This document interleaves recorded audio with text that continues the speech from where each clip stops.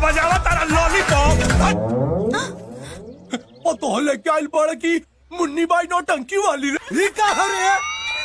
बाबूजी वो जैसन मंदिर में घंटा बजेला तो लोग मस्त होके नाचे लगेला, वैसा ही एक बीमारी है पवन सिंह के गाना। देखा ऐसा मत कर, देखा अगर तू चल जेबू पूरा घर भर के पता चल जाये, सब सत्यानाश हो जाये। मला बीड़ी पाहिजे, बीड़ी लेके आओ। अरे बीड़ी का तू कहा था सिगरेट लेके आओ, नहीं बीड़ी मांगा ना तो बीड़ी लेके आने का। हाँ।